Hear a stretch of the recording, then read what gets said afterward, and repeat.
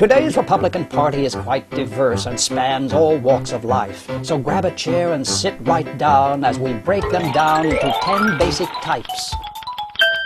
If you ask Mr. Moneybags about the meaning of life, he'll say, "Ain't a damn thing funny." Because the only thing that's important to him is, "Where's the money? Where's the money? Give me the money."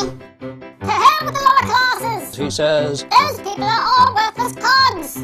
I need to buy me feline toilet seats and diamond jewelry for all of my dogs. he also hates the inheritance tax This policy I oppose. because a spoiled daughter needs every last cent to snort it all up her nose. Mr. Warhawk's idea of diplomacy is yelling, Let's solve everything with war. just as long as his kids aren't in the army, you see, and it's made up of the brown and the poor. He thinks he's a military genius, too, smarter than Sun Tzu and old Colin Powell, even though his only military training's from watching Red Dawn starring C. Thomas Howell. Mr. Bibleton is a born-again Christian, just like his best buddy, the Prez, and they're both devout believers in Christ, only not so much in what he says. Jesus' words of helping the poor and needy are all right there in the Bible, but if you ask if he believes it's true, he'll say, I believe that might be a typo. they care not about AIDS in Africa or spreading love in the world today. What issue are they most concerned about? Making sure the TV don't turn us gay. And here's Mr. Contrarian. He hates liberal causes and cases.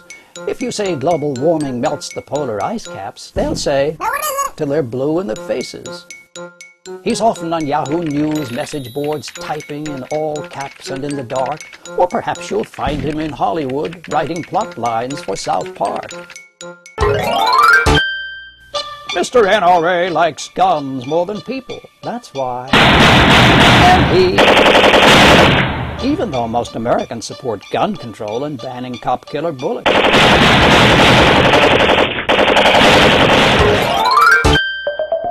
In business school, Mr. Fratt learned that corporate groupthink is always quite right, which explains why he's such a super fan of Dane Cook, Fox News, and Coors Light.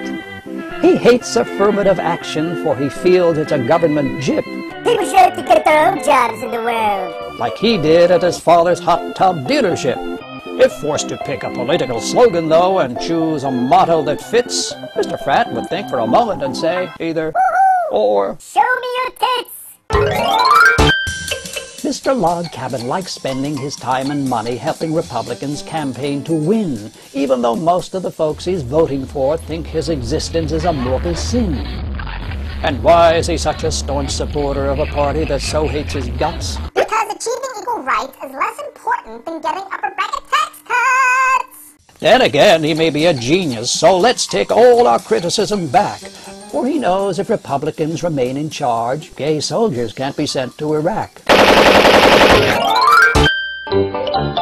Mr. Numbnuts is a hard-working fellow, and though he ranks among the working poor, he consistently votes for a party that boasts of killing free health care on the congressional floor.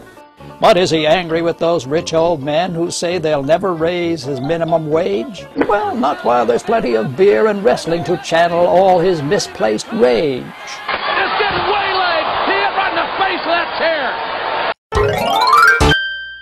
The original Minutemen risked their lives defending us from English imperial power.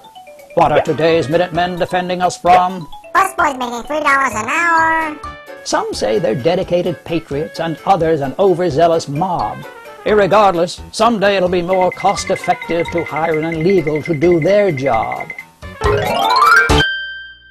And last is an Eisenhower Republican. He's a fan of fiscal restraint. He's also cautious with military intervention. He knows what's a war and what ain't.